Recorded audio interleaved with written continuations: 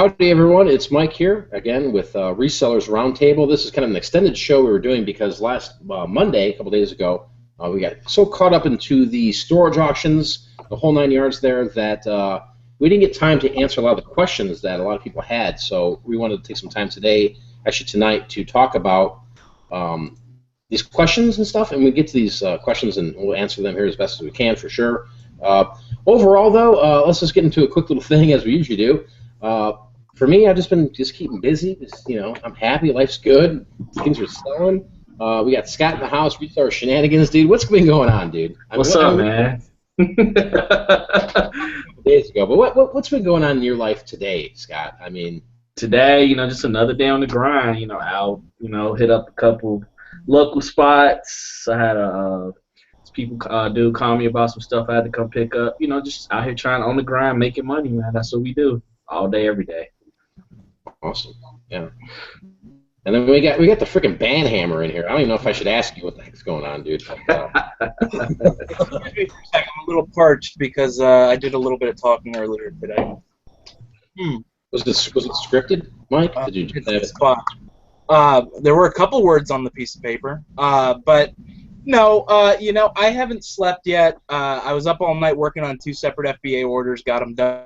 Shipped them out 8 o'clock this morning while his depot open.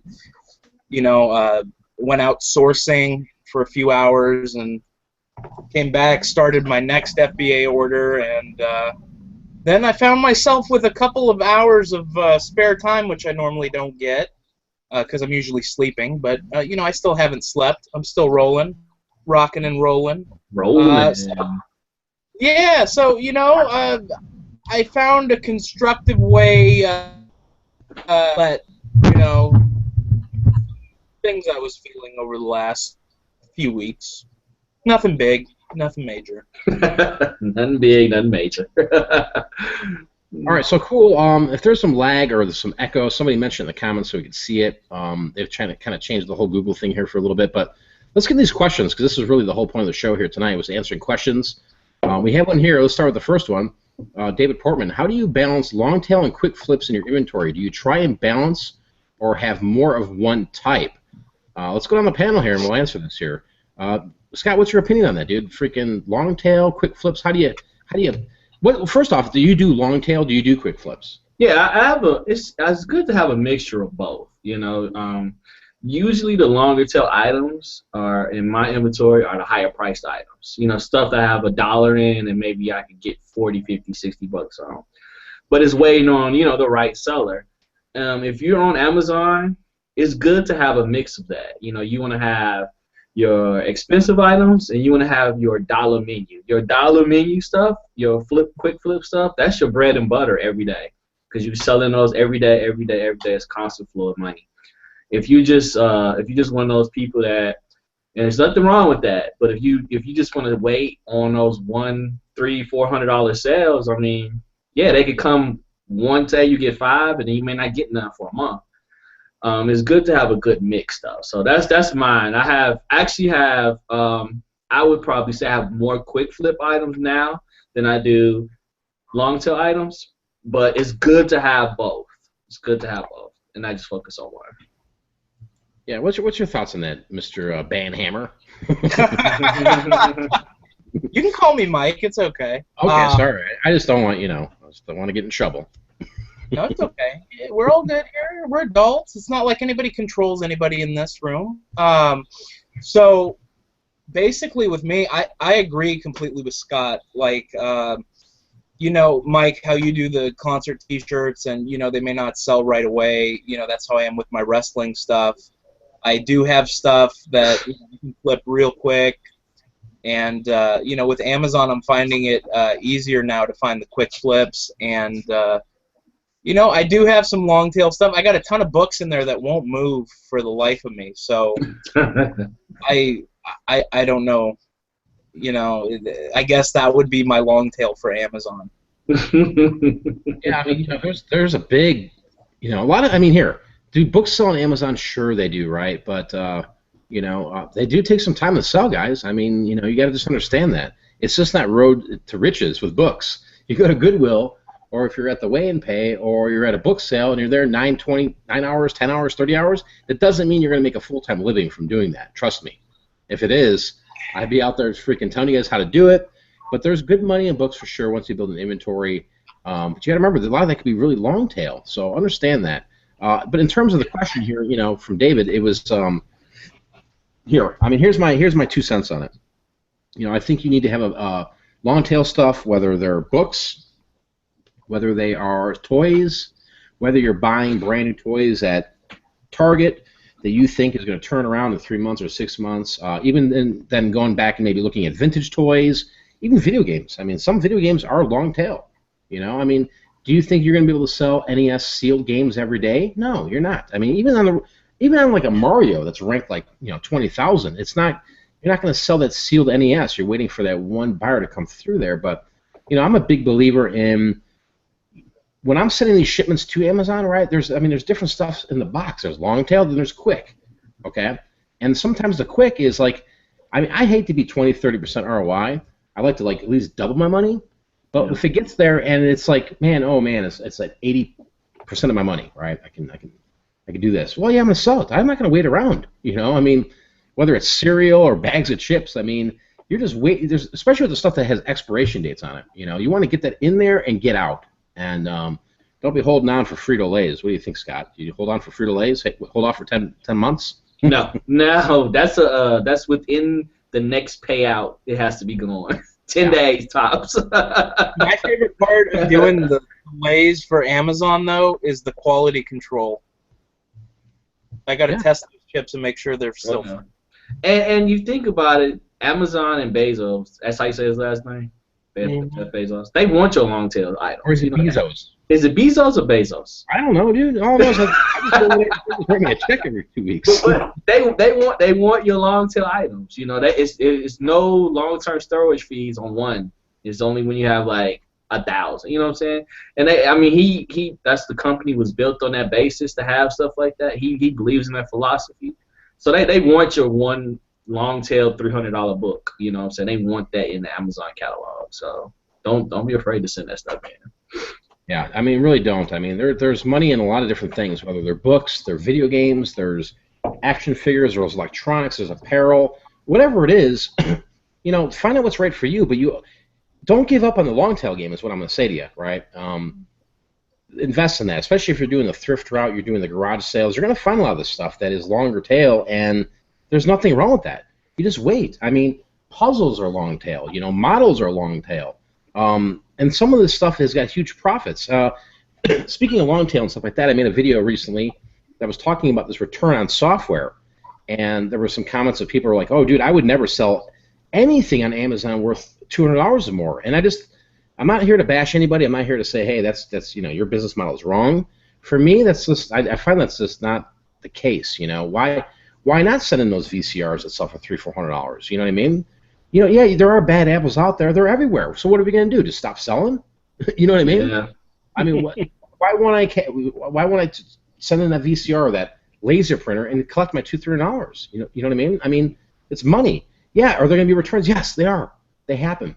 Don't spend your money, right? When you get the money from Amazon, don't go walking around like a baller. Be like, let's go to the club, foos.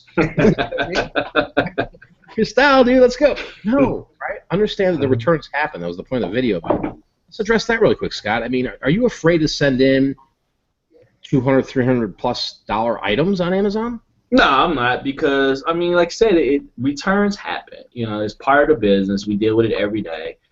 If it's sometimes it's I know that you said your situation, but a lot of times Amazon will have your back more than any other place. Like if you had your own e-commerce site, you just be, if you be dealing with PayPal, you just be shit out of luck. You know what I'm saying?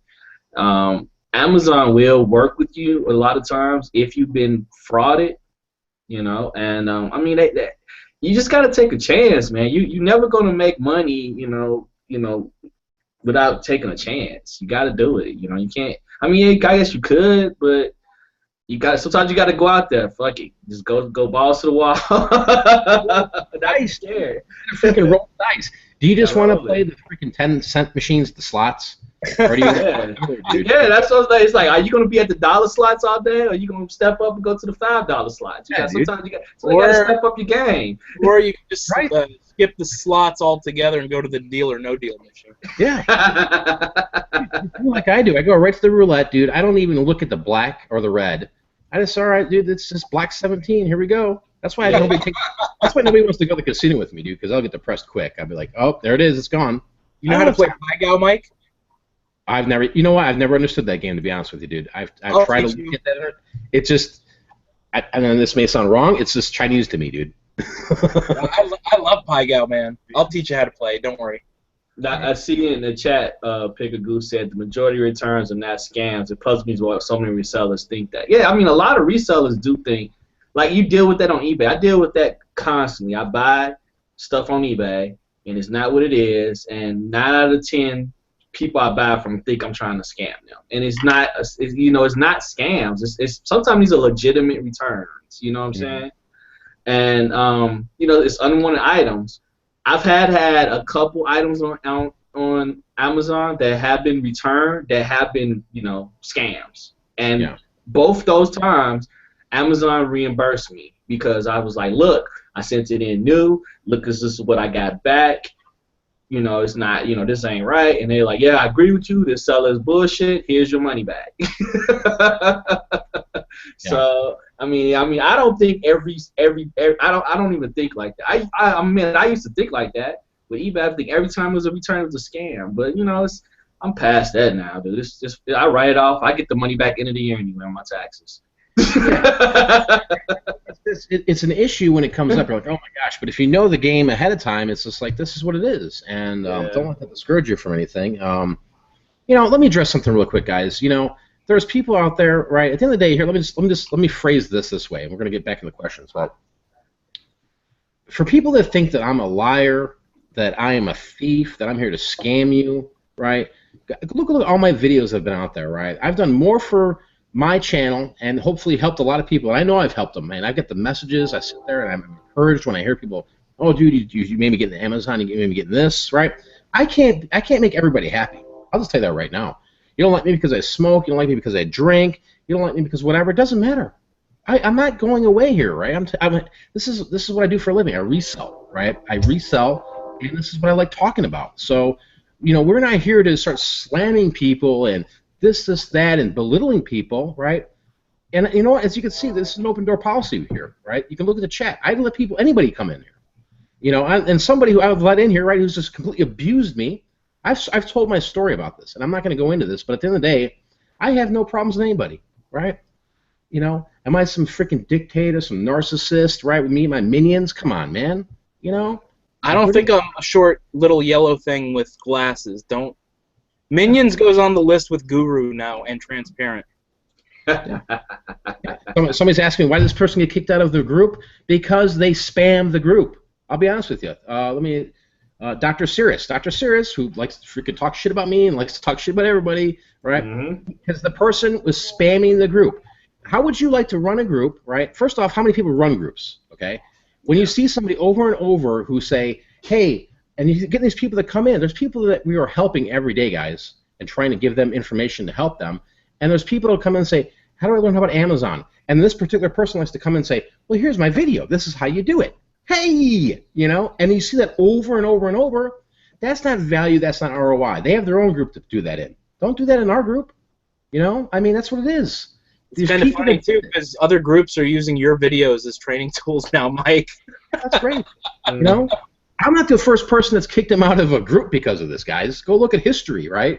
I'm just telling you, we run a group, we run a tight ship, and if you don't like it, leave, right? Yeah. People that like it, they're here. We're not here to be confrontational or go, ooh, we're here to get in your pockets, man. Yeah, we need to get rich off this bitch. No. But when the spamming comes over and over and over, it gets a little, you see it as an admin or somebody who's in the group all the time and go, yeah, wait a minute, yeah. I did ask a question about Amazon, and I got directed to this Amazon FBA video, right? There's people out here that all they care about, and I'm just telling you this, right? You ask me what is my motive? My motive is this: to provide content, go on YouTube, talk and share my stories with other like-minded people, do my thing, make money, and yes, I have paid stuff. Okay, shoot me. What do you want to do? Come here, come to Arizona, hang me? hang them high, like Clint Eastwood, right? Hey, that's all I'm saying. They won't say that, Mike, because they like to hide on the internet under pseudo names and talk shit. So at least you can come out and acknowledge stuff. But a lot of people they hide on the internet under pseudo names, hide on Facebook under pseudo names. Keyboard warriors. Keyboard warriors, keyboard gangsters. That's all they are. Everybody else is super transparent. Yeah, I don't hide behind no fucking names on the internet. Yeah. That's the thing. I mean, I understand people don't always like us or don't like what we say. That's fine, man. I'm not here to please everybody. Don't even care. At the end of the day, we're here to talk about reselling, and maybe there's a lot of stuff that comes out in these shows that people go, oh yeah, man, that worked, or this works, So I'm tired of addressing this here, right? If you want answers to whatever's going on out there, and oh my God, yeah, Mike said this, Mike. Well, I've addressed this 2 weeks ago, guys. 2 weeks ago, okay? And now it's become this big thing. Ooh, what's going on? Let's get back to Drama Land. Yeah, hey, man, I don't have time for Drama Land. Anyway, at the end of the day, let me just say this. Anybody who's out there and they're making videos or this is that and they think, oh, I'm some bad guy, actually, you know what? Be surprised if you talk to me. A lot of people sit there and say, oh, yeah, this guy, I hate this guy. A lot of those people that say that from where I see it, and I see their names, they are just the rejects of people that have, when they say, oh, Mike scammed me, no, these people bought my services and then filed chargebacks and then went on YouTube and bitched about it, right? Okay? And they're complaining, but then they make videos and say, oh, look at this, and they're doing the same thing I taught them to do, and I'm like, okay, whatever. Again, I'm not trying to be a dictator or anything like that. This is just a channel that talks about reselling, but some of the stuff are out of control, right, Nagel? I mean, dude, PewDiePie!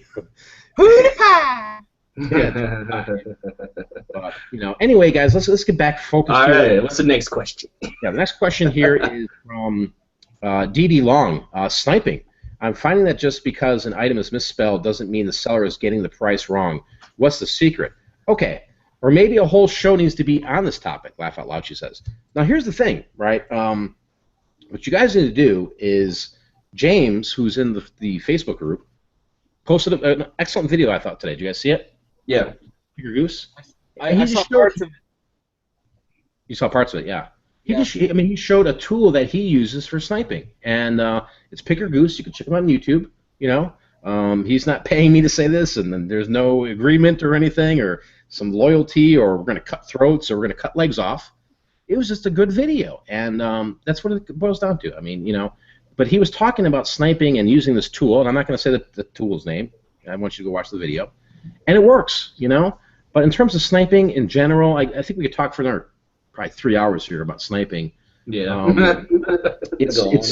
I think it's a necessity if you want to grow your business. I think unless you want to be the person that goes out and just pounds the thrift stores or whatever your motive is, right? If you're just doing the one-offs all day long, that works too, But at the end of the day, I think once you get more established and you're going, hey, man, I don't want to work as hard. I just want to go online and maybe invest a little bit more money to get a little bit more bang for our buck.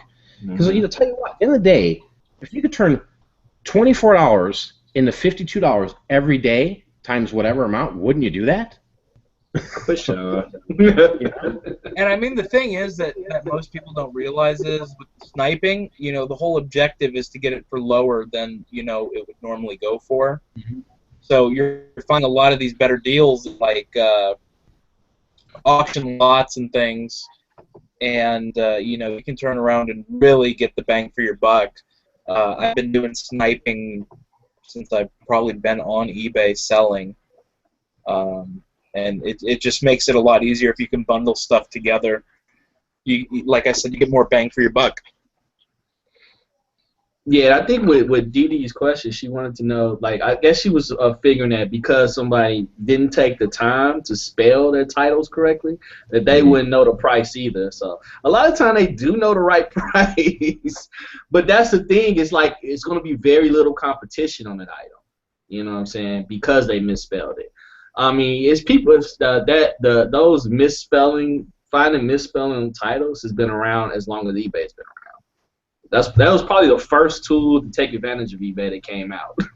Yeah. And can I ask you when you're done?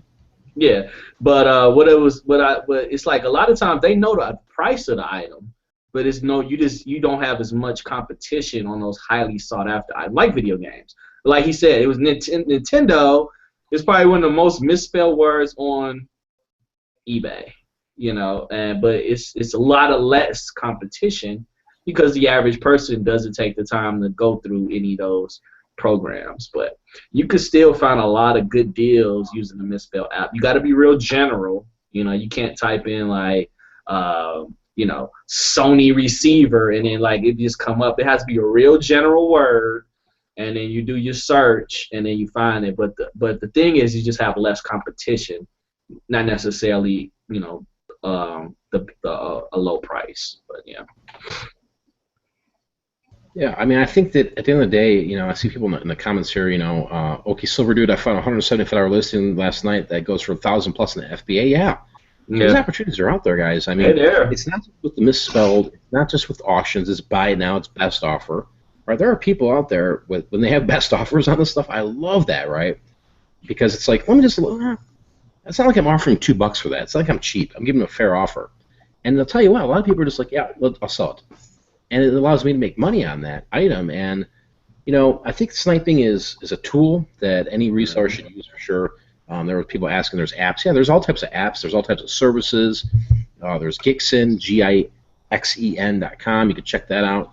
But at the same point in time, you know, it's look at everything. Look at the auctions, the buy it now. Find out what works for you. You know, just don't go listen to me. Yeah, I mean, sniping comes with experience. You know, people looked at me like this, and I've been seeing this commonly, like, oh, Mike just rips people off. I have a sniping program out there, you know, through video games, and people that have bought it have turned to me and said, dude, you need to raise the price of that. And I've got a price for $199. That's how powerful it is. And other people go, what's this? Because they have no clue. They have no idea what I put it up there. I mean, you know, I'm not selling it for $29.99 to whore it out because it works for me. And when it worked for me, I said, listen, here's an opportunity, and I told everybody about it, and I said, this was what works for me. This is it. Nobody is forced to buy anything, but at the end of the day, if you see what I've created, you go out there and create it, and then you use it. Awesome. Cool, right? But the stuff's available everywhere, guys. Yeah. What do you want to get? Just go look at Amazon. Video games? Okay, maybe VCRs, maybe DVDs, maybe Blu-rays. I mean, just start looking at different categories, looking at different niches, but you do pretty well with that for sure. But I mean, it's not just eBay either, because you can really snipe stuff off of the main department store websites too when they make. Yeah, just the internet is your oyster. Just think of it like that. Don't just limit yourself to sniping eBay. It is tons of deals in the ether world. Hey Scott, I wanted to ask you real quick. So you got that Nintendo lot, and the guy misspelled Nintendo every single time in every listing. Yes. How did that work out? Did he know the value of his items? He didn't know the value of the items at all. But that was a great lot, but you know, unfortunately, it didn't work out. But he misspelled everything, and he didn't know the value of it. But yeah, so I mean, it happens. It happens. When it does happen, it's like you better jump on it, because you better believe another reseller is going to jump on it if they see it. Yeah, like Sen Shimo says. Or not saying he's a she or he, just send Shimo, snipe what is ripe. Yeah, I mean, you know, there's people in here talking about action figures for sure. There's lots of action figures, guys. People are just throwing up, hey, we've got 50 Star Wars vintage 77 figures. Well, that's something to look into, you know, or Teenage Mutant Ninja Turtles. I mean, gosh, I mean, this list goes on and on. The craziest thing is, though, a lot of people don't have credit cards, so people will snipe stuff from WWEshop.com, the wrestling shirts, when they have like a big deal going on, and they'll move them right to eBay and like double, triple their money on the shirts, no problem. So I mean, that's something I've seen people do. Yeah, you just gotta keep your because when you're looking at the whole internet, not only are you going up against other resellers, you're going against people that are thrifty, that, you know, these groups that people are just dedicated to finding great deals. So you have to be really on it. Have your RSS feeds and your if this the net recipe is ready, and get ready to go. Yeah, I mean, there's a question here, and it's from Neil. He says not to be a jerk. No, I mean, this is why we do this show. We're here to answer questions, and I'll interact with people in the chat that want to learn, right? But you know, just because you snipe an item, how do you prevent being sniped? And for me, honestly, I look up my stuff and I see the value of what it is, and it depends on what it is. I mean, but everything I throw out there is designed just to sell, whether it's long tail or fast tail. You're not going to see me selling Super Mario games for $4 shipped. You know what I mean? It's just not going to happen. So I think what it is, for what I'm hearing you right, Neil, is if you're new, how do you can't look at it as like, oh, that sniper got me, or this guy got me, right? Put your prices up there. Research your item and know what it's worth, right? But at the end of the day, you're selling an item, so you can be really stoked about that, right? I mean, there's people that sell things all the time that are, hey, yeah, I know it's worth 50, but I'm selling for 20 today. They don't care. Yeah. So I mean, I'm not here to bash those people. I think some of those people are taking money off the table, but who am I to question anybody's business at the end of the day? I mean, especially if you're doing auctions and stuff, don't list it for anything less you would be willing to take for it. Mm-hmm. Yeah, I mean, look at what you want to get for it, right? If you want to say, well, I'm going to take this Nintendo with 30 games and throw it up there for 99 cents free shipping with, $30 or 99 cents with 99 cents starting bid, $30 shipping. Well, yeah, I mean, what do you expect if it's only going to go for $12? You're good. Yeah, that's your fault. That's not. Don't rely on eBay as the market going, oh, well, they'll just bid it all up. Because trust me, we can go right now, I'll screen share, we can start finding all these items that are undervalued. Or people thought, ooh, the 99 cents is the way to go, 99 cents with free shipping, and they're getting burned. I've picked up so many concert shirts over the years from people that had that mentality and said, oh, I'll just get the collectors, there are people, the resellers to buy those Bon Jovi shirts. And they go for $7. And I get them for $7, I turn around, I rephotograph them, and I sell them for $70 or $80. So yeah, and I do that too. I mean, the coolest thing, though, is when somebody doesn't really know what they have. Like, I sniped a bunch of vintage, I guess, tobacco tins from way back in the day, and I got them for like $5 shipped at auction. And I flipped them for at least $20 a piece. They were from like probably 40s, 50s, and 60s. I got a whole lot of like 10 of them. So I mean, it was just crazy. Yeah, I mean, there's people in the chat talking about auctions and not clothing, and people talking about jeans. Just find out what works for you, right? Again, remember your time is valuable, and you don't want to be caught in this race where you're just losing money or you're selling things for nothing and you're making $1 an hour. Because believe it or not, I've seen people, and I'm not trying to rag on anybody, where I look at their information because they ask me, hey, what do you think about this? I'm like, how long did it take to list all this? And then you figure out what they've sold all week or over the month, and it's like you're better off working at McDonald's. You're giving your stuff away. And there's a difference between giving your stuff away and knowing what your stuff's worth. And knowing that it's maybe it's a longer tail thing, or you're waiting for it to, the supply to jump back up and the demand to come back up. But understand that and just understand the game, really. I mean, they're really what should be, everybody talks about all these ebooks and courses. There just needs to be a freaking reselling 101. This, buy it for $1, sell for $3. You could sell it tomorrow for $5, but in a week from now or a month from now, you can sell for $20. What do you want to do? Who's it up to? You definitely don't want to sell it for $3 because eBay and PayPal still get a cut. Yeah, but you know what I'm saying, though, dude? It's really basic when it comes down to this. This is business 101. No, I know. If you can't figure out your numbers and you can't figure out that you're losing money when you're doing 99-cent auctions with free shipping and you're getting somebody that buys your pair of jeans for $4.25 and you're in Florida and you got to ship it to me in Arizona, you're not winning. That's called wasting time, right? See, that's the difference with the auctions, right? Obviously, you want to have stuff that goes to auction that gets people, you want people to jump on it. You want people to watch it and bid it up. But see, that's the difference. There's that mentality with eBay and then Amazon. You just throw it out there, right? Everybody's on the same listing. And, it just depends what your business model is. You got to figure out where you're wasting your time at and where you're wasting time on other things. That's like somebody said to me the other day, they go, dude, why do you sell photographs? I'm like, I can list a boat ton super quick, and I'm not selling them for $2 shipped like other people are. Let them do that, all that mess. Dude, I'm selling for $7, $8 shipped, including shipping. Hey, look at the margins in that. It's pretty good. Am I getting rich? No. But there's money there, right? Just understand what you're doing, I guess, is the whole point of that conversation. Well, and one more thing I wanted to add, like, you don't need to start the auctions at 99 cents anymore because eBay is making it a point to feature the auctions if you're doing them now. So you will get views on your auctions. You can list them at the least amount you'd be willing to take, like I did over the last few months, and still be able to sell a lot of your inventory out so you can make room. Yeah, I mean, don't be afraid, because I know, Mike, you do clothing. I do clothing. Scott was doing clothing, and don't be afraid of listing some clothing on auction. Test it out, right? I'm telling you, the name brand stuff sells. Actually, it's probably beneficial because it'll bring views to your store. Mm-hmm.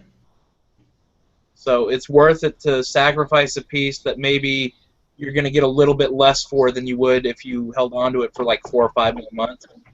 But, it'll work out better in the long run because you'll have those views on your store. And I was noticing when my auctions were closing, I was consistently selling multiple things in my store at the same time. So, I mean, that's something that worked for me, and, it's different strokes for different folks, so it may not work for you, but, just an idea. Exactly. I mean, I think that's what what I like to bring to this table on YouTube and with others is this is just an idea. This is just some encouragement. This is some motivation. This is just some suggestions. This is the ground rules, and what we say is, is the Bible here, right?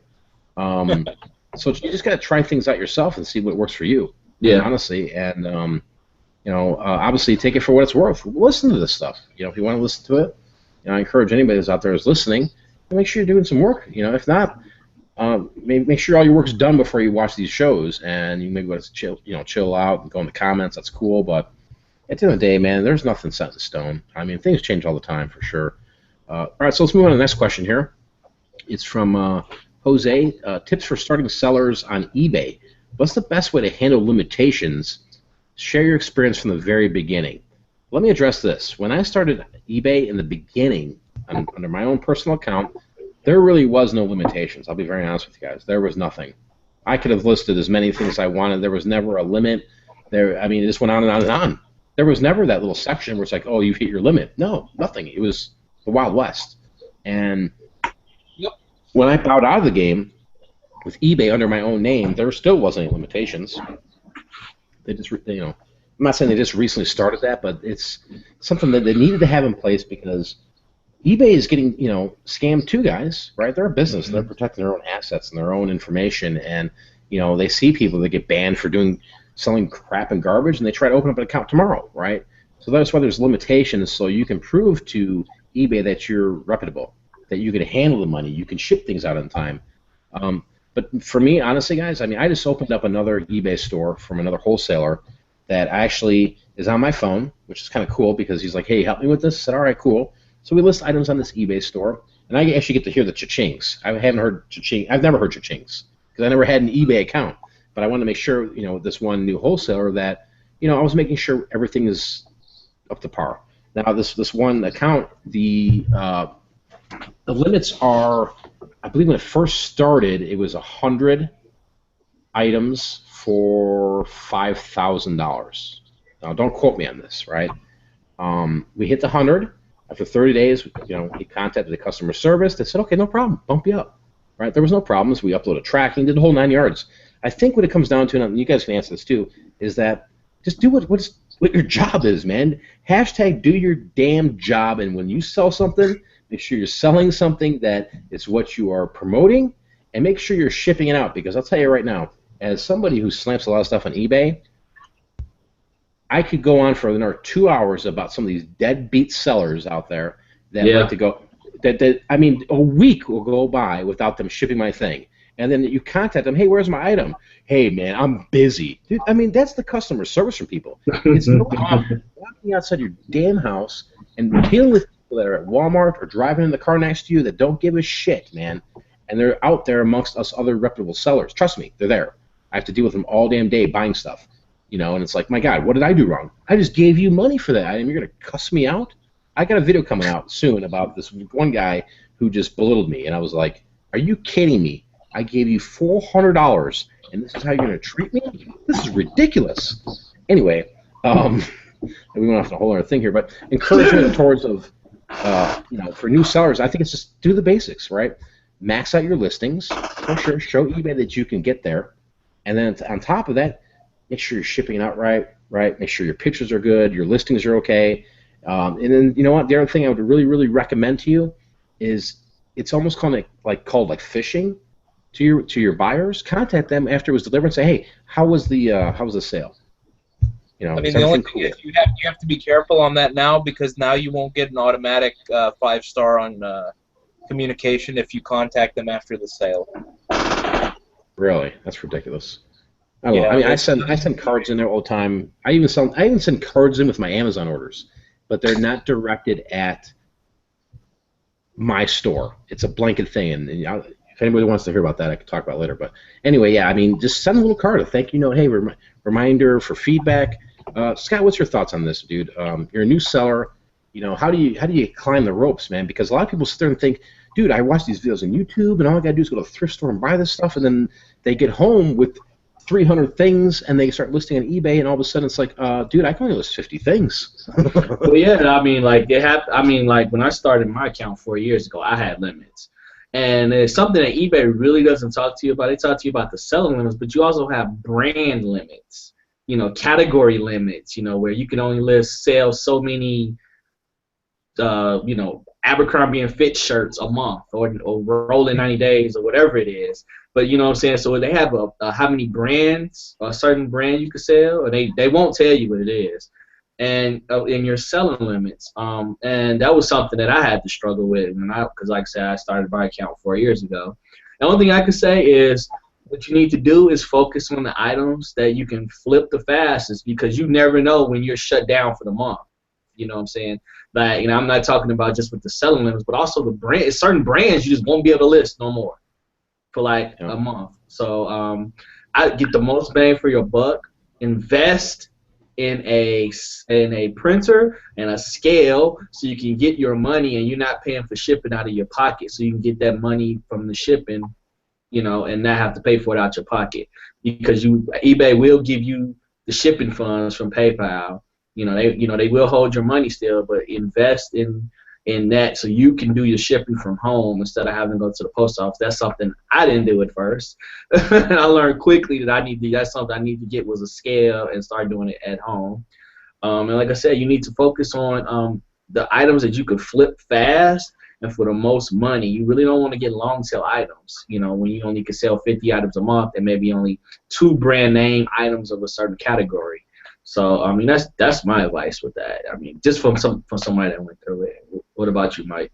Yeah, definitely. You wanna make sure that you're doing the shipping through eBay, because the USPS website and the post office, they don't know what first class mail is anymore.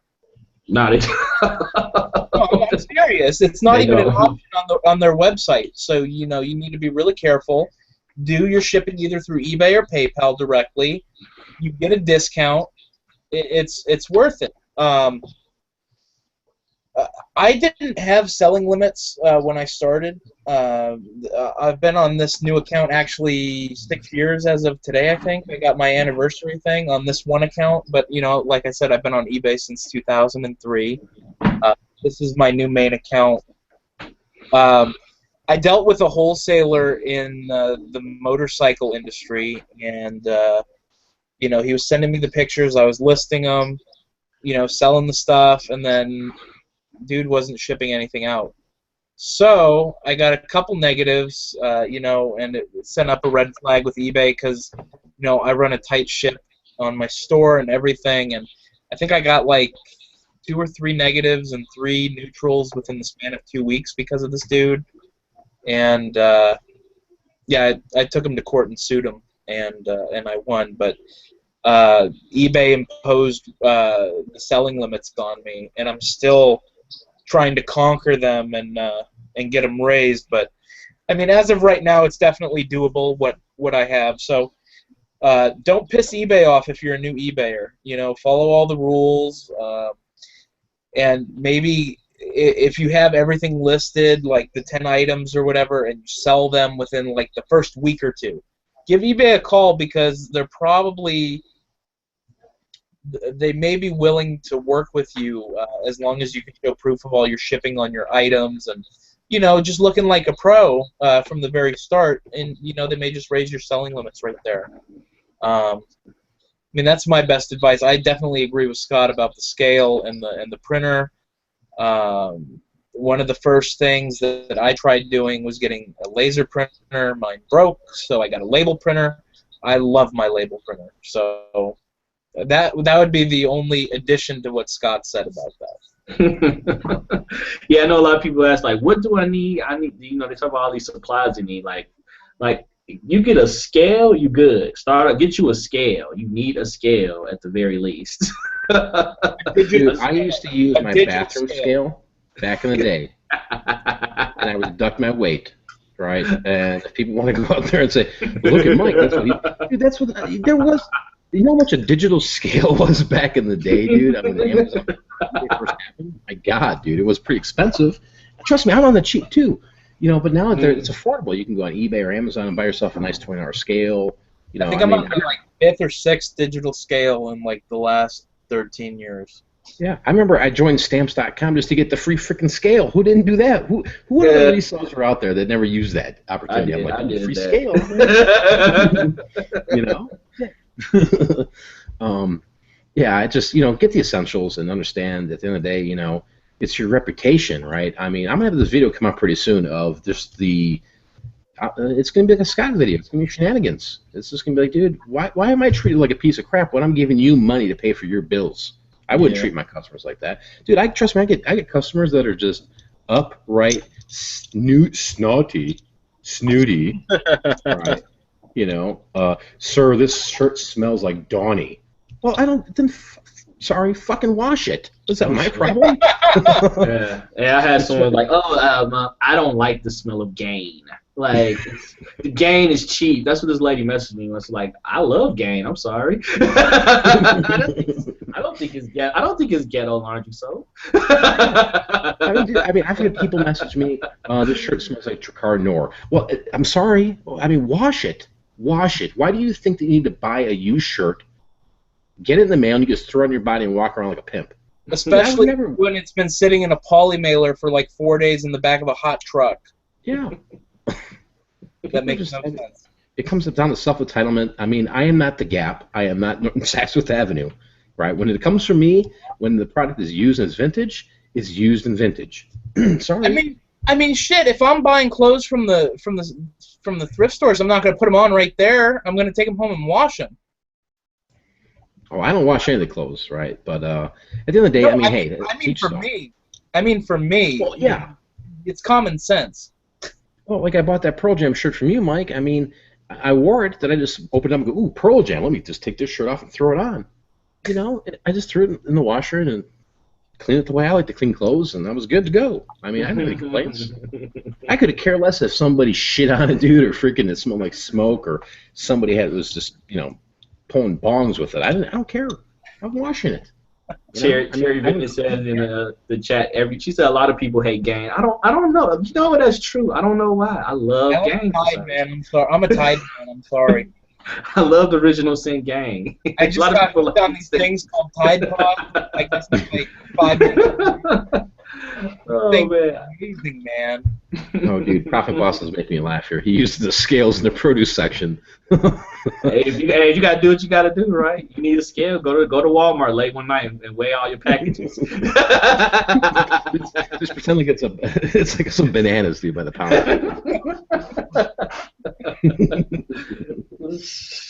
Oh yeah, I mean, Picker Goose is saying, you know, yeah, I remember canceling Stamps.com. It was a pain in the butt, dude. They kept charging me.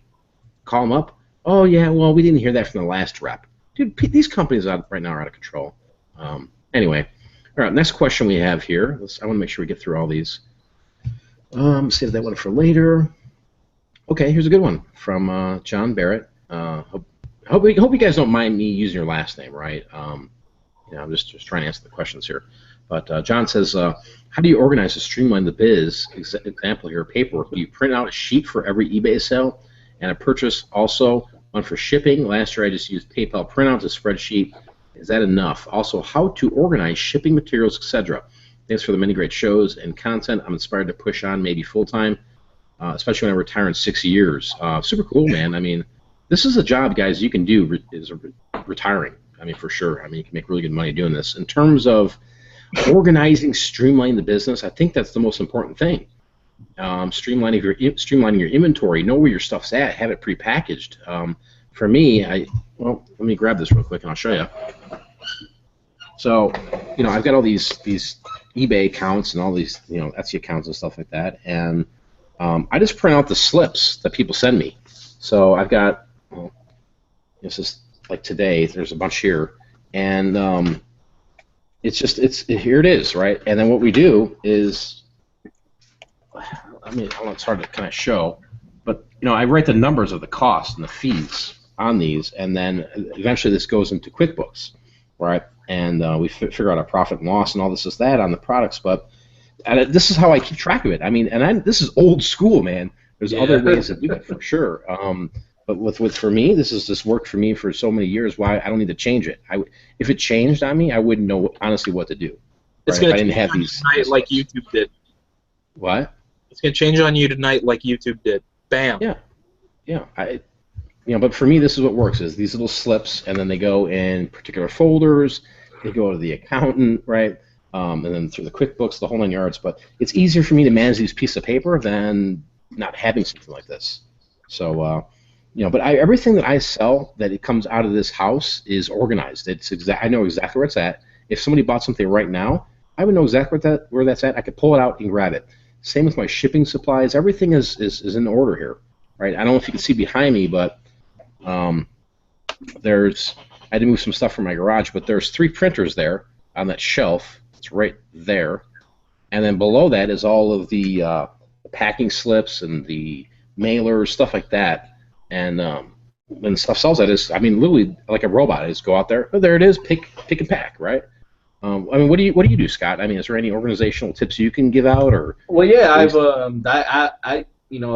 was one of the very first questions I asked you a couple years ago about how do you keep all that shit organized, especially when you start getting bigger.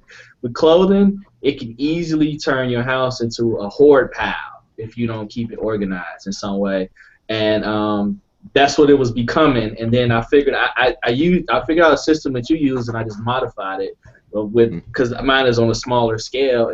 Every item after it's photographed and listed, it was packaged, and then it was put into a spot based on the date I purchased it, or either the date I purchased it or the date I listed. So that's where I would put it at, in my bins or on a shelf. And when it's sold, I knew I could go right to it like that. I never had to search for anything. And it just worked out easy that way, because the better you organize, the faster you can. Like, somebody sold something at 1 o'clock, I knew I could get it packaged and to the post office in 20 minutes. If I wanted to get it out that fast. As far as keeping track of everything, as far as that go, with me, eBay runs completely through GoDaddy for me, and it's set up so it's all automatic like that. Bam, bam, bam. And then for my Amazon, I use Inventory Lab. Everything's automatic with that. Bam, bam, bam. I still keep an old school spreadsheet because I just feel more comfortable being able to have access to my stuff personally. But I do love the convenience of having Inventory Lab, keeping all my Amazon stuff together, and GoDaddy keeping all my stuff like that, because your CPA, your tax person, whoever does your stuff in the year, likes that really organized stuff like that. But I keep a personal spreadsheet of everything too on my PC. Yeah, there was something from Oki. He's like, because I've had this problem where hard drives have crashed and I can't, get data back. So I was tired of that. So I'm old school. I'm not up to date with the Inventory Lab and the GoDaddy, and those are great tools for sure. It's not what I use for my business, and I'm not saying what I'm doing is right or what Scott's saying is wrong. Yeah. Look at what works for you at the end of the day, but it's just easy for me. Like here, I sold 4 ties today, and honestly, when these things sell and I get notifications and I get these eBay wholesalers that message me these slips, I could pull out these ties, guys, in seconds. They're already ready to rock and roll, dude, and I just throw them in a bag and they're out the door. I don't know. Find your own system. Find what works, obviously, for I think it's best to be efficient. It's best to have your stuff organized so you can handle volumes. And I saw, I don't know if Ronnie Hart was still here, but Ronnie Hart makes videos and he's got his warehouse and he's got totes of stuff. Everything's organized. I mean, there's no reason why you should not be able to organize your stuff. I hate when I see things in the Facebook group where people are posting and it's like, oh, dude, I sold something, I can't find it. And yet it happens to us all. There's times where a shirt just slipped by and I don't know where it's at. But at the end of the day, I think it's important to know where your stuff's at. That when it sells, you can grab it. Do you want to waste an hour looking for it? Do you have this big freaking mound of clothing? You go, oh, dude, now I got to go over there and, oh, this is going to be a nightmare. No. What do you think, Mike? I think you're both wrong. No, I'm just kidding. Ever since I started and I got really successful, I just been keeping a straight spreadsheet on everything.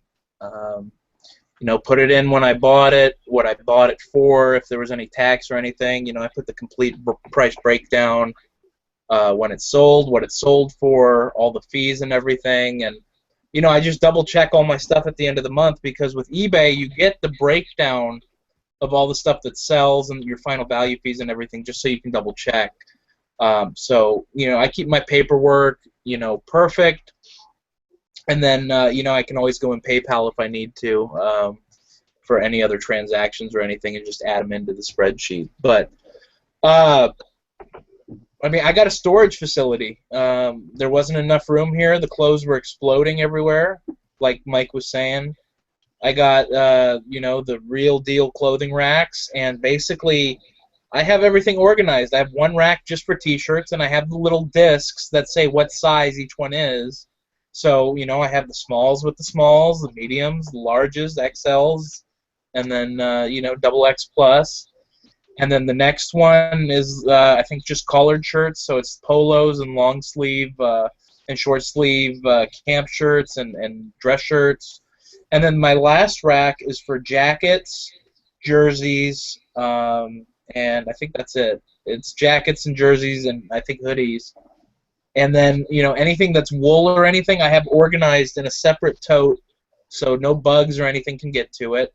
I buy the supplies. I think I actually... Oh, I do have some here.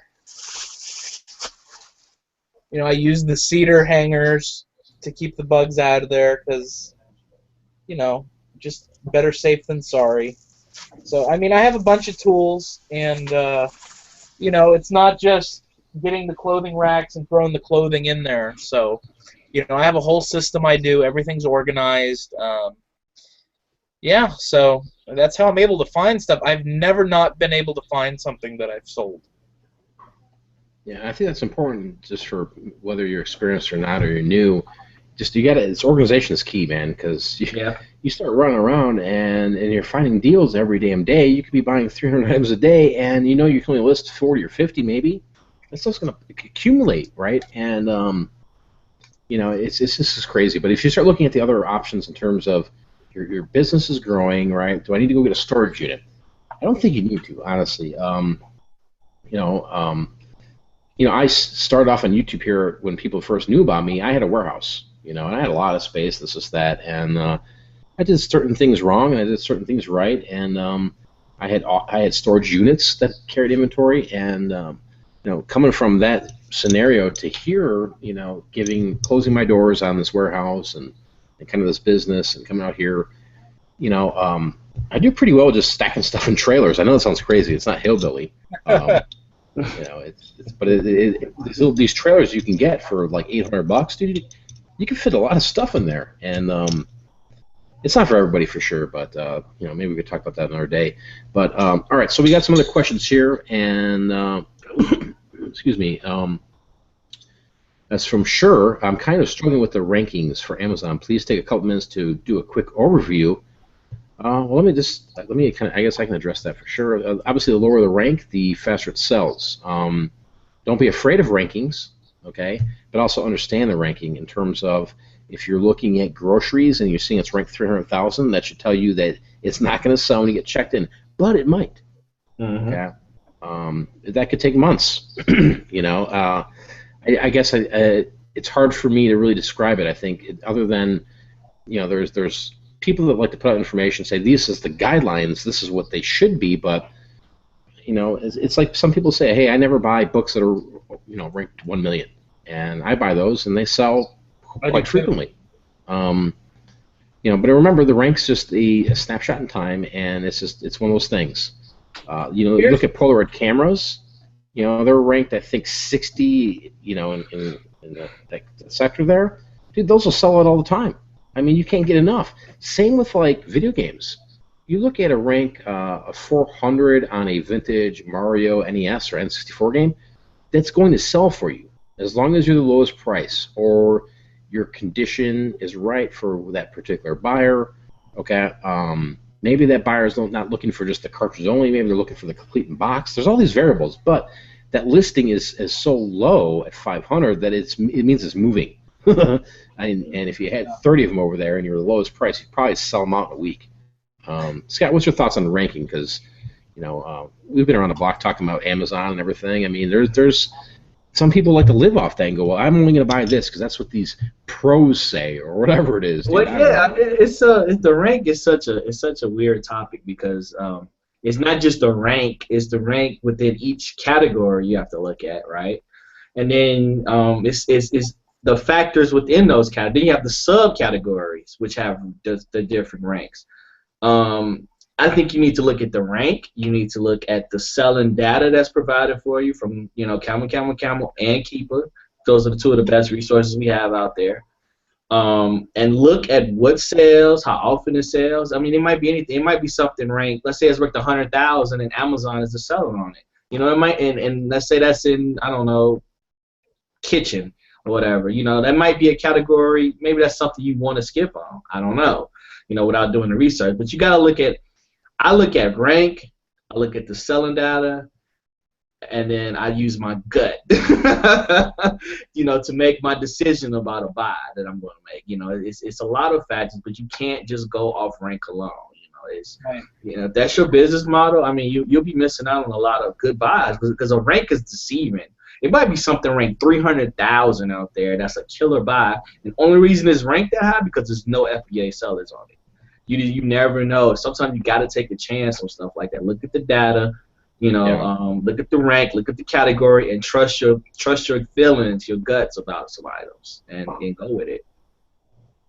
Yeah. Okay. Silver Dude mentioned this, and this was a big factor. Competition is a factor in that too.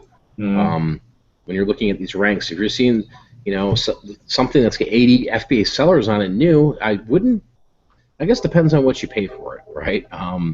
That's a lot of competition for sure. There's a lot of competition out there. Yeah. Krillin 8760 found a Bulls sports specialty snapback hat. You can message me. I'm a buyer for that. I'll pay good money for that. Not to reflip it, not to freaking showcase it later. Just I collect those hats, and if you want to talk to me, and even if you don't like me and you want you talk shit about me sometimes, that's cool. I still got money in my bank. I can help you out. All right, so. Mike, what's your thoughts on freaking rank and, guiding the right person? Somebody who's new. I mean, what do you think? Are you afraid when you go to the dollar store, Mike, and you freaking find items and you're like, dude, there's no rank or there's no FBA sellers? What do you do? Dude, what about when there's no listings at all? Oh my God. Oh, don't avoid that. I've created a ton of my own listings and have been very successful. I have some of my own products that I picked up at some of these stores that are ranked like 700 to 1,000, which is crazy to me considering like how many people are on Amazon and it's my listing. Mm-hmm. For me, it all depends on the category it is. I don't do the grocery stuff. I mainly focus on like the home stuff. Like I love getting the air filters, and if I can get them cheap enough. And I found a whole bunch of them at Target, and they were clearanced out at like $6 a piece. They were going $30 on Amazon FBA, and Amazon was the only other seller of that particular one. And it was a 2-pack, and the rank was kind of high, but I sold out of all of them within 1 week, and we're talking 8 2-packs. So it doesn't necessarily mean anything. Like if the rank is high, it's more like you need to know which section of Amazon to be more aware of when you're looking at the rank and dealing with it. Like CDs, I'll sell CDs that have a rank of 500,000. I don't have a problem with it. I'll send them right in. And I think the other major factor that I don't think we discussed is how much money are you willing to have tied up for a certain period of time? Because nothing is for sure with Amazon. Yeah. I think that's the biggest thing. You can talk about rank until you're blue in the face, but how much money do you really want to have out there not knowing when it's going to be coming back to you? Yeah. That's a great point. I mean, that's the question. I mean, you can find stuff. I mean, if you ever find my Amazon account, you'll see there's stuff that's sitting there. I just sold these Gravedigger pillows, right, from last Q4. I thought I hit a home run, dude. I was like, man, dude, I can see every kid buying these. They were at Toys R Us. They were $8.99, and then I went in there and used my card, and I got a discount like 30% off, and I was cool with that. But at the time, they were $65, right? So I bought a bunch of them, and I sold a bunch, but other people jumped on the listing, and they were just taking the 20% ROI, and I'm kind of stuck in my ways with that. When people do that to me, and they kind of hit my listing, and now it's like, oh, dude, really? A lot of times I go, hey, I already made the money off that product. Yeah, we still have some inventory sitting there, so let's just wait it out. And I just sold the rest of them. Gosh, what? 8 months later. Yeah, I know it's been a while, but it's one of those things where I waited until it went back up. So yeah, I mean, you can get in that Amazon game, especially that retail arb or that clearance, or you could be spending a lot of money, and especially if you're new and not understanding how it all works, that you could really lose your ass. Yeah. All right. Same with private label. You could, if you want to listen to the people that are out there, hey, dude, you just got to go to Alibaba.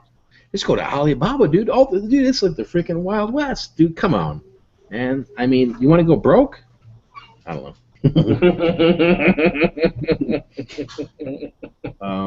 Yeah, Mr. Sadie, nothing's for sure with eBay. Either that's why volume is king, and there's nothing for sure with anything, guys. There was a question here I want to address really quick from Neil. And he's got two questions here, but there was one I saw, and I wanted to answer this here. If eBay or Amazon went out of business tomorrow, which would hurt you the most and why? For me, probably eBay, honestly speaking, because I get a lot of stuff that I get really cheap that's got high ROI in eBay, and if I didn't have that part of my business, I could definitely adapt, don't get me wrong, but I would take a hit. I would really take a hit because that money that gets funneled through eBay allows me to go and snipe video games and do other things, or maybe go into Marshalls or go online and start buying higher ticket items. Honestly, is this question if eBay disappeared or if you got suspended from eBay? If eBay, it just says if eBay or Amazon went out of business. Oh, okay. Which would hurt you the most? I just want to make sure I answered it right. Yeah. So that's my answer for that. I mean, it would definitely suck if they went out of business. To reiterate on that too, if they all disappeared, I would just hope that my e-commerce sites would survive it.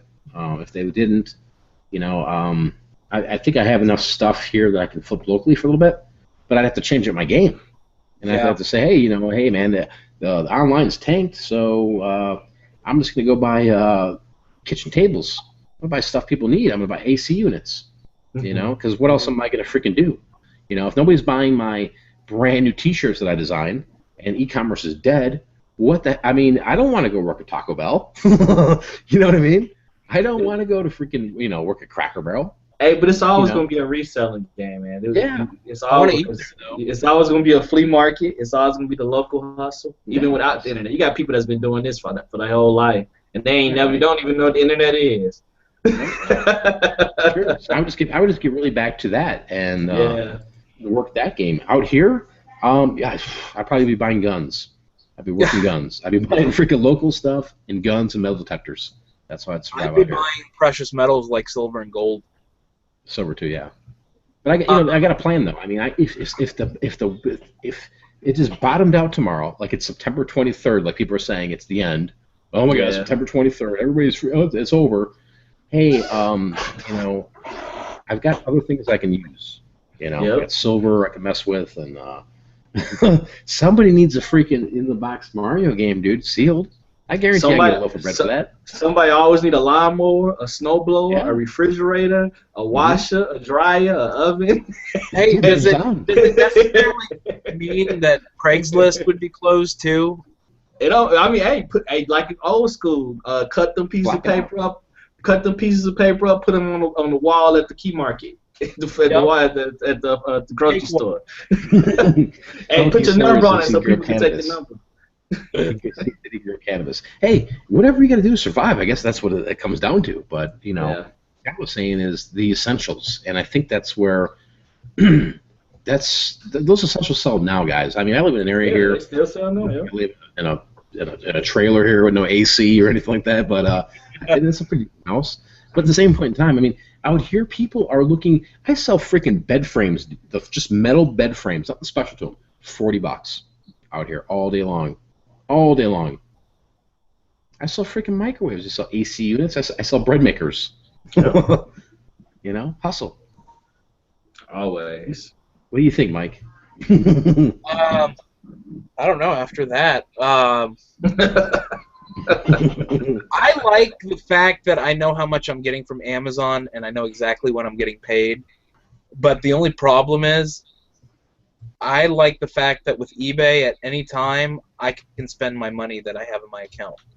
I don't have to wait for it. Like if an emergency or something comes up, like what happened to me last week, I can just charge it on my PayPal debit card. You can't do that with Amazon. Yeah. So, yeah, I'd be kind of screwed if eBay shut down because I still get a lot of money in my PayPal account. Now, if PayPal is going to be adopted by Amazon, then I guess it really doesn't matter. Dude,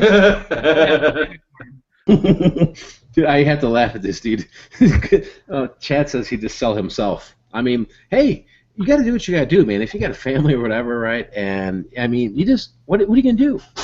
What's your skill? I mean, maybe it's just going by the truck stop and just waving your hand a couple times. I don't know. But, I think I'd cut lawns before I'd be giving out happy endings.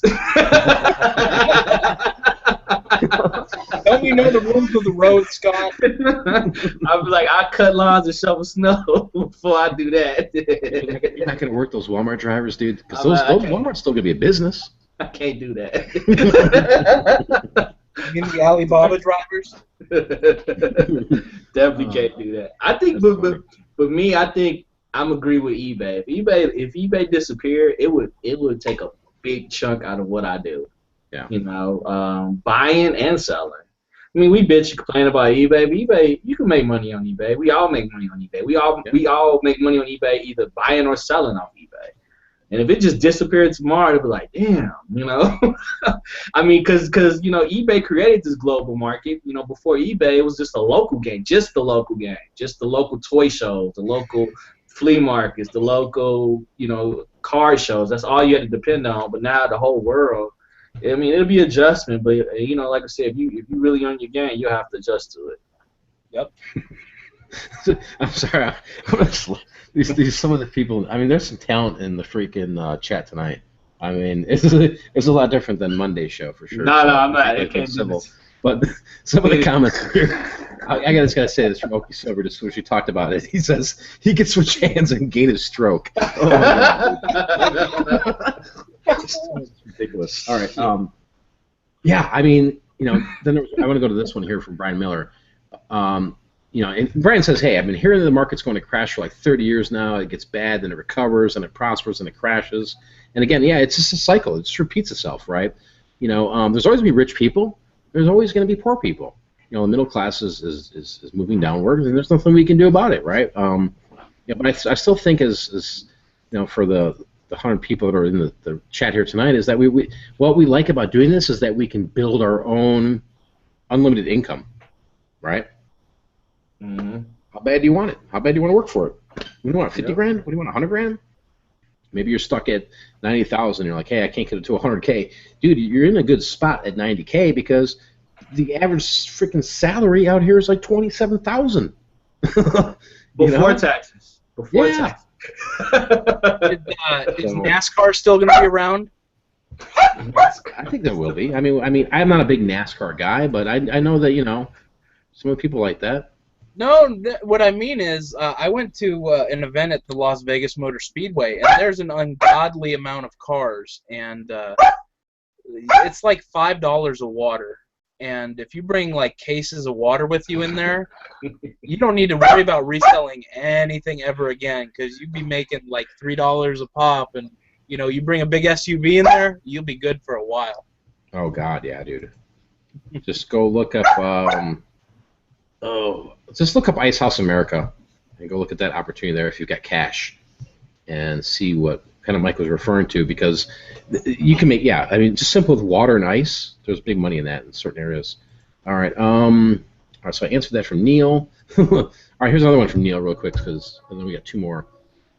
Appreciate you guys hanging out here, and appreciate Mike and Scott being a part of this. I felt really bad after Monday. Like the show I thought was awesome, right? Arthur was awesome with storage auctions and getting a different perspective, and I like doing these shows and having other people on, because hey man, I've got 300-400 videos I think on YouTube, man. I mean, it's good to hear other people talk about it, and but I did neglect the comments and the questions, so we want to make this up here tonight. Neil says here, what kind of cash does a newbie need to take to these auctions? And I'm assuming he's talking about whether storage auctions or whatever auctions. I think here's the answer, is what you can afford to gamble on. I mean, there's always going to be somebody at these auctions that has more money than you, and there's going to be opportunities that you might go, dude, I wish I had more money on. Trust me, it all happens to all of us. I mean, it is what it is, but I think if you're new and you've never been there, just observe what is going on, because if you're new to these auctions, you might get excited and go, oh gosh, I'm raising my hand, I'm number 320, right? $60, 65, 65. All right, you're raising up 320, dude, and it's going for more than what you can sell it for. And trust me, you won't even realize it's happening unless you know what's going on. You feel me? So I think you need to go there and just watch. And if even if you want to go and watch, just take $50. Say, hey, I'm going to gamble on this. But I think you're going to find deals regardless if it's an auction or a storage auction. Honestly, I think you're going to have a better shot at auctions, depending on the auction, though, I guess. I don't know. What's your thoughts, Scott? Yeah, I agree. I go to this auction here. They do one every Friday. So I go like once a month, and you're right. It's I take about $100 because I know how I am, and I can get excited, get caught up in it. I keep that's my budget. It's $100. If I find something cool, I get it. If I don't, it's always gonna be somebody there that's gonna, they're there for the excitement of it, and they want to overbid stuff. Stick to your budget. Don't overpay. Enjoy the atmosphere. Watch, because you're gonna have regulars there that's gonna try to bully you, always. And just basically stick to your budget. Only take the money you want to spend. Don't go with your debit card. It's like a casino. Don't walk in with a debit card, man. He might be out of base, but just take grab what you want to spend. Yeah, dude. Grab a hand truck when you go to an auction. You don't want to do that. You don't want to lose your face because you make a bad buy. Yeah. So I mean, Mike, overall, I mean, what would be your top advice for somebody who's going to these auctions? I mean, just spend what you have. I mean, not at all. Don't bank on it. Don't just lay everything on. Honestly, like what I did before I even bought anything at an auction, I went to one to see how it worked first. I'm a very visual kind of person, so I wanted to see, everything that went on, from the auctioneer all the way down to, the kind of stuff that was getting auctioned off. But, you gotta figure out how like the people are and stuff, and it was just fun for me to just go down there and check it out before I actually went to one and started bidding on stuff. So that would probably be my best piece of advice. Do your research before you spend any money on anything. Go down there and just sit and watch people. People watch the bidders and look at what they're looking at. See what's popping over there. Yeah. Real. All right, so We got two more things here. Appreciate you guys hanging out tonight for sure again. This is actually from a couple of days ago, but I'm gonna talk about it here. It's from Dondi. She says, Mike, I hope you repeat your encouragement from today's Periscope. So I'm on Periscope, guys. I do little Periscopes from time to time, and this just doesn't apply to me, right? I think it applies to everybody, and I think that at the end of the day, whether you like me or hate me or whatever it may be, or you don't like Scott or you don't like Mike or whatever it may be, is that there's a connection we all have together, and that connection is reselling, whether you like it or not. And everybody's on a different roller coaster ride, and everybody's up and down, and you never know who's doing great and who's doing bad. So I think that's where, at the end of the day, these shows, they not only maybe educate you, maybe entertain you, maybe lift your spirits, right? Or maybe you look forward to these shows, because there's a lot of people that do, and that's why I like doing these shows, because I know it means a lot to a lot of people that are out there watching. And I'm just going to talk about this really quickly here, and we can talk about something else before we end it. But I've been on YouTube for a while, guys, and I was on here when there wasn't too many resellers, and there was a guy that made a live show. He was the first to do it. His name was Brent with Trash Talking Treasures, and there was drama back then, and I was on his show, and I was like, hey, cool, and it was exciting then. There was like 18 viewers, he had, and I saw, man, I didn't realize this potential that you could do these live shows and interact with people. So I started the Morning Cup of Joe show and just started doing it, and then I started having like live hangouts at night, and I had a lot of people on. It was all about fun, and sometimes it got out of hand, and it is what it is. And at the end of the day, it's always been about encouragement and education and maybe some entertainment. Have I been guilty of in the past of bashing people? I just, you can say what you want to say. I speak my mind on things, and to see this whatever you want to call this community, right? I've always been labeled, this community, It is what it is, guys, right? I mean, not all of us can get along. Not all of us are on the same ballpark. Not all of us are on the same skill level. I've never tried to make myself or anybody that's on these shows to be bigger than life, right? And to have this excitement of we know it all. You're free to watch whoever you want to watch, and join whatever group or paid group you want to do, right? At the end of the day, though, is have some respect for what we do, and have some respect for what we say. Even if you don't disagree, if you disagree and you don't like it, then just say, hey, I don't like it, I'm gone. Just leave. Do yourself a favor that. Find somebody else to watch, right? Because all we're trying to do is encourage people to go out there and make money. This works for us. This isn't to get people to go join Pig for Profit, right? 99% of people are never going to join Pig for Profit, and that's cool, right? It's not for everybody, right? The point of what I'm trying to say is this: is I've been around the block. I know how it is here. I've never used my YouTube status or whatever it is to try to become popular. People just came to me and subscribed to me, and I didn't go out and buy subscribers. I didn't go out and cheat the system. I didn't go out there to try to, throw everybody under the bus and say, listen, I'm charging. I've always been upfront with what I do, and when I see somebody like Mike Nagel come out with a video and he's like, hey, this is what it is.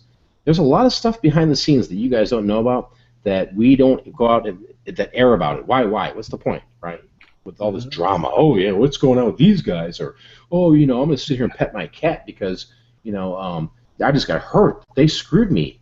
You got to look at, again, if you're new, this stuff happens. People butt heads. We're not, not everybody's meant to do this. And some people have different agendas. And at the end of the day, our agenda here is to give you some information, some value. And that's it. We have no intentions of being YouTube famous. And all I'm going to ask, I'm just going to say this before I hand it to Scott and Mike, is that I've gone out there and I've flamed people. I've gone out there and busted blood vessels in my head, screaming and pissing and moaning about some of the fuckery in this community. And at the end of the day, it doesn't matter. Doesn't matter. Some people it does, because I saved them that extra $100 or whatever it was. But when somebody's going to go out there and they're going to talk bad about me, when all I know is I have thousands of people that I've helped, right?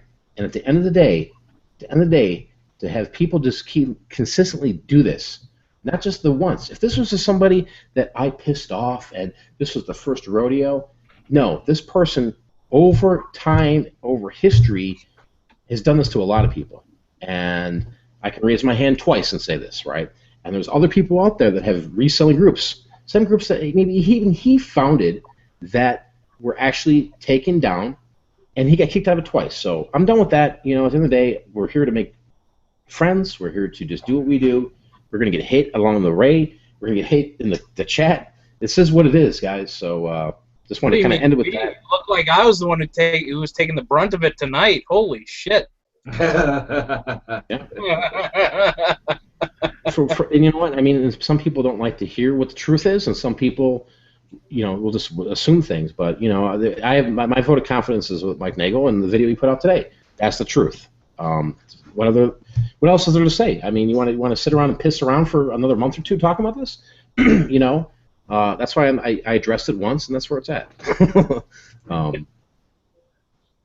Other than that, I know it's kind of a downer on the show here, but it needs to be addressed at some point in time in terms of, listen, let's grow up, all right, and figure out scenarios where we can make money and be happy. And if people just don't want to be a part of what I'm doing, that's fine. You know, do I hate these people? No. I wish them the best of luck. Go out there and crush it, kill it, destroy it, and tell us all about it. Share your secrets. This is the problem I have with a lot of people that come on YouTube, is that they don't share their secrets, because their secrets, guess what? They've all been said, right? It's a very sick fucking place, guys. All right? Just remember who's been around the block and who's been talking about it, whether you like it or not. That's what it rolls. So, Scott, I'm gonna give you the final word here, and then give it to Mike Nagel because he deserves it, and then we'll head on out here. Yeah, I'm just you know, glad that we're trying to move past all this drama, man. You know, let's get back to, you know, talking reselling. Hashtag let's get this money. You know what I'm saying? That's what it's all about. You know, connecting with people, making friends, building relationships. I mean, I really like, you know, the Resellers Roundtable Facebook group, because it's a place where people from all levels of wherever you are in your business they're at, and they can, you know, interact and talk to each other and learn without, you know, the threat of trolls or spam or other bullshit that's going on. I mean, I really like that. I really appreciate the people that do participate. The people that do participate, and like adults, not like high school kids. Which I think is awesome, because you don't see that in a lot of Facebook groups. I mean, I'm in local Facebook groups, and it's like romper room in there. You know what I'm saying? You have people spamming, you have people posting, you know, racist shit, sexist stuff, and it's supposed to be a group about reselling or selling stuff, and it's all off the rails consistently. And this group is focused, people talking about making money, how to improve their business, and that's what we're here for. Nothing more, nothing less.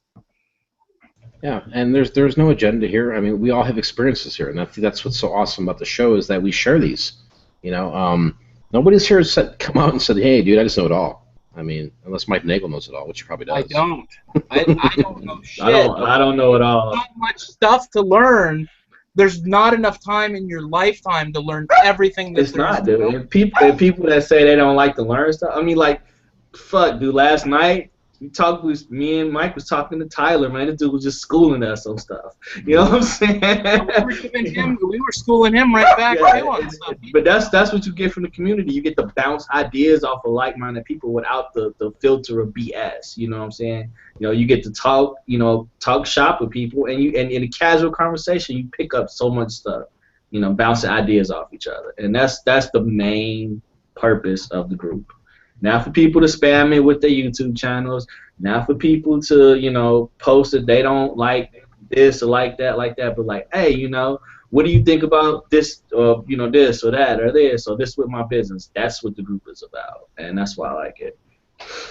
Yeah, I mean, there's a lot of people that have been around the block, and you know, they understand what's going on, and that's cool. I appreciate that. Whether you like or dislike what I say, but at the end of the day, it's just a fact of what's going on, and it just comes down to this, right? When people like to do this hate thing or whatever, and call people out, no, it's always somebody else's fault. You have to start looking at what that person is actually saying, believe it or not, and then you have to sit back and don't judge an opinion right off the bat. Just say, listen, I'm hearing him, and just watch and see the difference in the content. That's all I'm gonna say to you. Just give me that chance, whether you like me, or you don't like Mike, or you don't like Scott. just give us just a chance, and watch the content, watch what we do, okay? And then you tell me in 6 months. That's all I'm gonna say. But I'm gonna give it to the Hammer over here. Hammer, you got to end it out here, dude. Okay, before I end it out, Scott, what the hell is a romper room? You know, like when you go to preschool kids and they just in that room and they just it's balls and toys and there's just shit everywhere and they writing, they jumping on top of each other. The romper room in the preschool. Okay, no, I don't have kids. I don't know. Yeah, I mean, it's hard for me to put it in words since I pretty much did it so perfectly earlier today. I don't like the bullshit that I see go on in the community. I just don't like it. You know, people trying to push agendas, people trying to push programs that have no value or ROI. At the end of the day, you know, I do this full time, and if I don't work, I don't live because I can't pay my bills. I don't have any rent money. So I'm out there working. And when I say I haven't slept yet, I literally have not slept yet. And, you know, that's how it goes. If you want to earn that money, you got to do without. So, you know, I sacrifice sleep once in a while, and, you know, it works out good. But, you know, we all have a good time when we hang out. Scott and I are talking to each other like almost every day in one of these hangouts while we're actually working, so it's like a working hangout. Just bouncing ideas off of each other, and, you know, I just love the Resellers Roundtable group. You know, my message has not changed since the day I joined. I am about the community. I'm not about myself. I'm about being a team player. And, you know, some of these people literally are just trying to get themselves over to try and be PewDiePie. But, you know, that's pretty much all I have to say. I've done a lot of talking today. I should just shut up now. The dislikes are coming. I can feel it. So I'm going to turn it back over to Mike. Yeah, dislikes aren't going to bother us, but go check out HAwesomeB for sure on YouTube. And there'll be a link below. You can check out Mike's videos. He's definitely... you know, he's respected. He's got credentials for sure. I vouch for him any time of the week. Appreciate him and appreciate a lot, you know, Scott and everybody else that's part of all this. At the end of the day, guys, we're just trying to help out, trying to educate, entertain, and I mean, what else can we say? So take it for what it is. Appreciate all of you guys hanging around here tonight. Go out there, be great. Go out there and crush it, and just be you, right? Don't be afraid to be you. If you want to hate and do whatever, that's cool. It's just, it is what it is. At the end of the day, we're out here, guys. Appreciate all of you guys watching again. Till next time, we're out. Peace. Later.